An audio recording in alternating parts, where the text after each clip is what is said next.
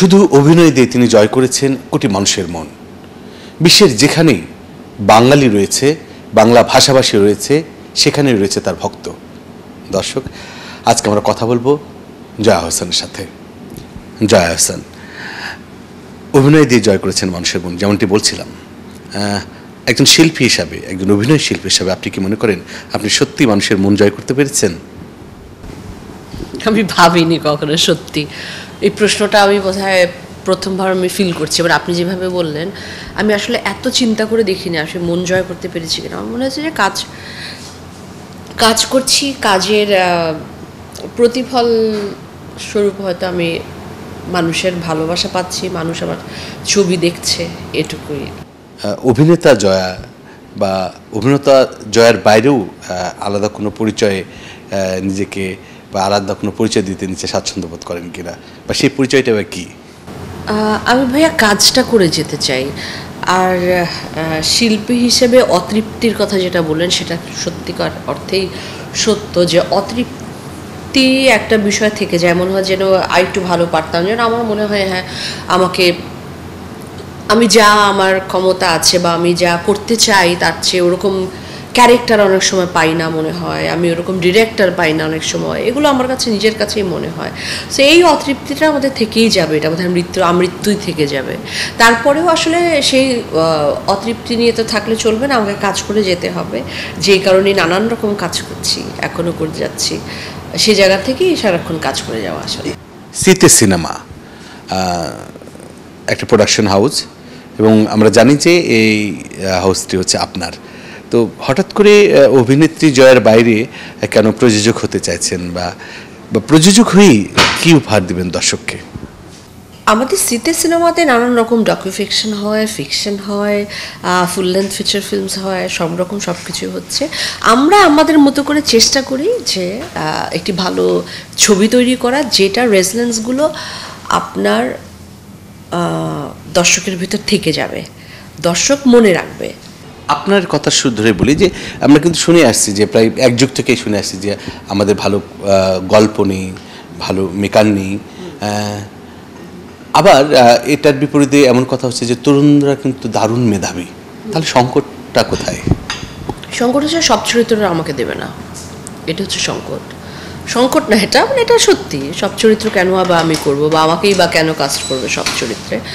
কিন্তু অবশ্যই একজন মানে অনেক দিন ধরে আমি কাজ করছি, সেই হিসেবে তো আমি তো ডিজার্ভ করি যে আমার দেশে আমি আমার শ্রেষ্ঠ কাজটা করব।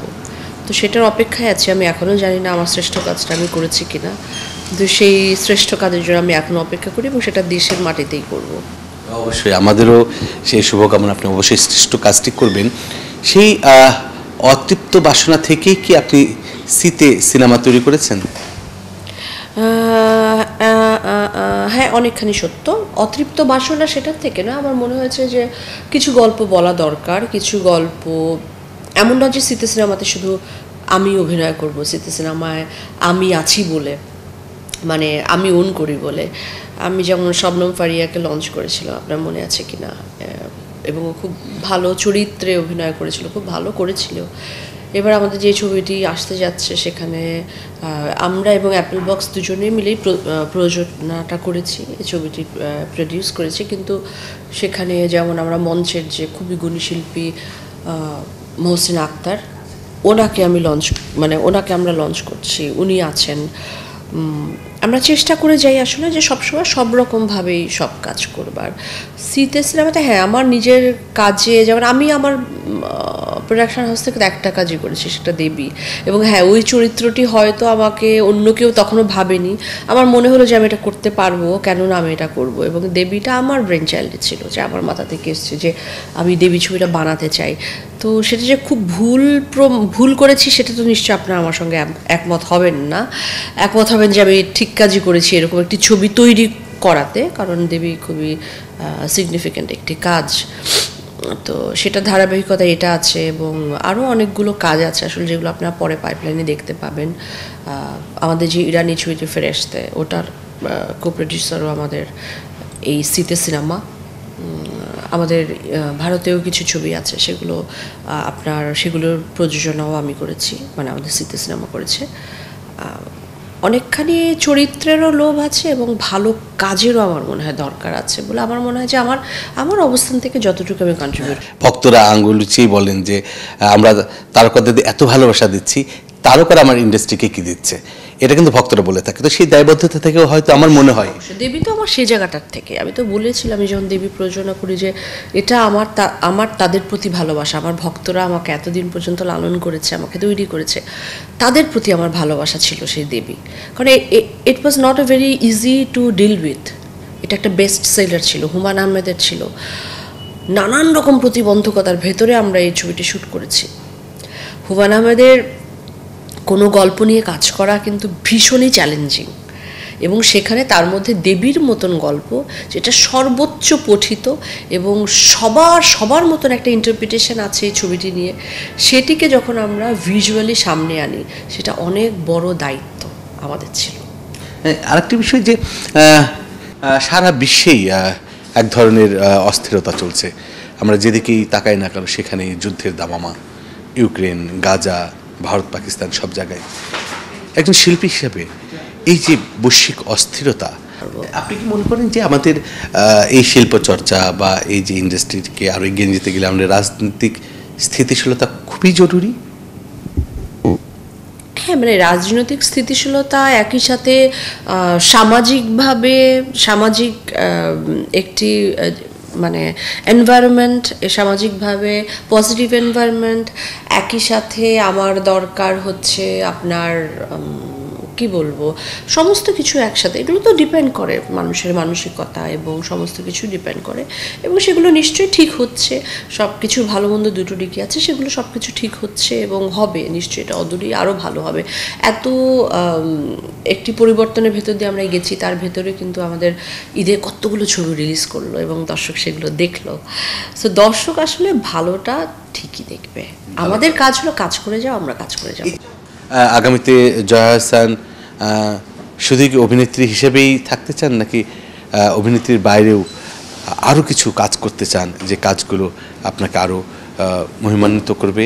ভালো কাজের পাশাপাশি ইন্ডাস্ট্রির প্রতি দায়বদ্ধতা, কারণ অনেকেই বলে থাকেন যে তারকাদের নিয়ে বিশেষ করে ভক্তরা আঙ্গুল উঁচিয়েই বলেন যে আমরা তারকাদের এত ভালোবাসা দিচ্ছি, তারকারা আমার ইন্ডাস্ট্রিকে কি দিচ্ছে, এটা কিন্তু ভক্তরা বলে থাকে। তো সেই দায়বদ্ধতা থেকেও হয়তো আমার মনে হয় দেবী তো আমার সেই জায়গাটার থেকে, আমি তো বলেছিলাম আমি যখন দেবী প্রযোজনা করি যে এটা আমার তাদের প্রতি ভালোবাসা, আমার ভক্তরা আমাকে এতদিন পর্যন্ত লালন করেছে, আমাকে তৈরি করেছে, তাদের প্রতি আমার ভালোবাসা ছিল সেই দেবী। কারণ it was not a very easy to deal with. এটা একটা বেস্ট সেলার ছিল, হুমায়ূন আহমেদের ছিল। নানান রকম প্রতিবন্ধকতার ভেতরে আমরা এই ছবিটি শ্যুট করেছি। হুমায়ূন আহমেদের কোনো গল্প নিয়ে কাজ করা কিন্তু ভীষণই চ্যালেঞ্জিং, এবং সেখানে তার মধ্যে দেবীর মতন গল্প যেটা সর্বোচ্চ পঠিত এবং সবার মতন একটা ইন্টারপ্রিটেশন আছে এই ছবিটি নিয়ে, সেটিকে যখন আমরা ভিজুয়ালি সামনে আনি সেটা অনেক বড় দায়িত্ব আমাদের ছিল। যে আমাদের বাংলা সিনেমা শুধু বাংলাদেশ না, বাংলাদেশ ছাড়িয়ে আমরা এখনো বিশ্ব আঙ্গিনায় প্রবেশ করেছি। সেটা হয়তো জয়া আহসান, শাকিব খানের মতো তারকাদের হাত ধরেই বা তাদের হাজার হাজার ভক্তের মাধ্যমে। কিন্তু এই শিল্পকে টিকিয়ে রাখার জন্য রাষ্ট্রের কি কোনো দায়বদ্ধতা নেই? রাষ্ট্রের দায়বদ্ধতা শুধুমাত্র রাষ্ট্রের দায়বদ্ধতা আছে তা নয়, রাষ্ট্রের দায়বদ্ধতার সাথে সাথে আমি বলবো যে আমাদের যে ব্যবসায়িক গোষ্ঠী, যারা সামাজিকভাবে যারা খুব স্ট্যাবলিশ মানুষ, তাদেরও দায়বদ্ধতা রয়েছে। শুধুমাত্র শিল্প নয়, শুধুমাত্র চলচ্চিত্র নয়, চলচ্চিত্র, চিত্রকলা, সঙ্গীত, সমস্ত কিছুকে বাঁচিয়ে রাখবার জন্য এবং সমস্ত কিছুকে লালন করবার জন্য দায়বদ্ধতা সবার আছে। এবং আমি একজন ইন্ডিভিজুয়াল হিসেবে আমারও আছে, আমার অডিয়েন্স হিসেবেও আমার আছে, সকলের আছে এই দায়বদ্ধতা। কারণ দিনের শেষে আপনি যখন একটি দেশকে চিনবার সবচেয়ে বড় জায়গা হচ্ছে তার সংস্কৃতি, তার সিনেমা। আমি যেমন সেই কাজটি আমার মতো করে যাই, আপনি কিন্তু আপনার মতো করে যান, সবাই সবার মতো করে যায়। তো এই জন্য শিল্প, সংস্কৃতি, আমাদের সঙ্গীত, বিশেষ করে চলচ্চিত্র, যেটা কিনা অনেকগুলো শিল্প মাধ্যমের একটা ফর্ম, সেটা ঠিক হওয়া এবং সেটা এক রকমের ধারক বাহক আমাদের বাংলাদেশের বা যে কোনো দেশের সংস্কৃতির, সেটা সম্পর্কে আমাদের শিল্পীর দায়বদ্ধতা, সরি এটা তো রাষ্ট্রের দায়বদ্ধতার কথা বললাম। না, এটা রাষ্ট্রের না, আমি রাষ্ট্র বা ওভারঅল সমাজ বললাম। overall। রাষ্ট্র, শিল্প, শিল্পী, অডিয়েন্স সবার দায়বদ্ধতা রয়েছে।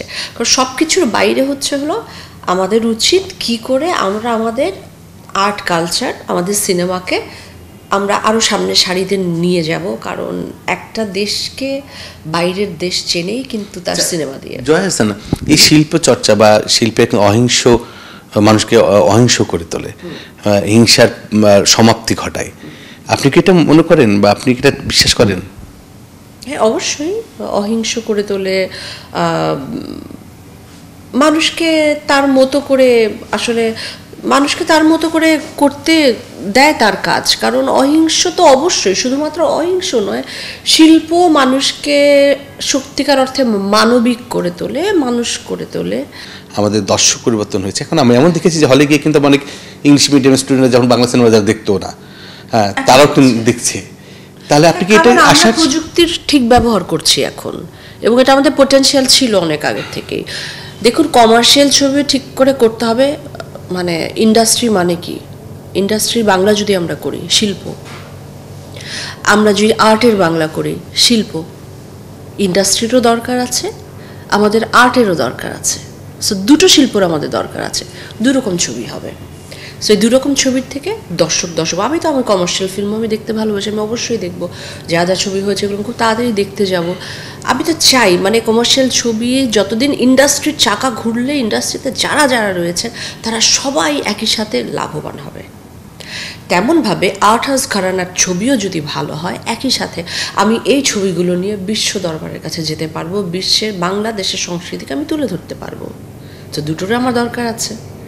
এজন্য প্যালেটে আমার সব থাকবে, আমি দর্শক হিসেবে দুটো ছবি আমি এক্সপিরিয়েন্স করব। এবং এই যে হলে গিয়ে সবাই দেখছে, সব রকম মানুষ দেখছে, প্রযুক্তির এত সুন্দর ব্যবহার অথবা এন্টারটেইন হচ্ছে, এটা তো অবশ্যই দরকার ছিল এবং এটার ঘাটতি আমাদের আগে ছিল। এখন কিন্তু সেটা আমরা কাটিয়ে উঠেছি, এটা খুবই ভালো খবর। আমাদের ছবিগুলো কানজে যাচ্ছে, আমাদের কটা ছবির ভেতরে কানজে গেলো আপনি দেখুন। কত ভালো ছবি হলে সে এরকম একটি মানে কানজের মতো একটি ফেস্টিভ্যালে সেটা অফিশিয়াল সিলেকশন হয়।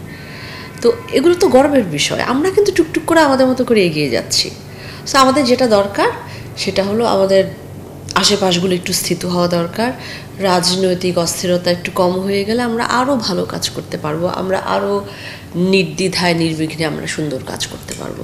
শুধু অভিনয় দিয়ে নয়, জয় হাসান আগামীতে আরও ভালো ভালো সিনেমা তৈরি করবেন, ভালো ভালো শর্ট ফিল্ম তৈরি করবেন, ভালো ভালো কন্টেন্ট তৈরি করবেন, যে কন্টেন্টগুলো দর্শক মনে রাখবে এবং দেখবে। বুলবুল আহমেদ জয়, ৭১, ঢাকা।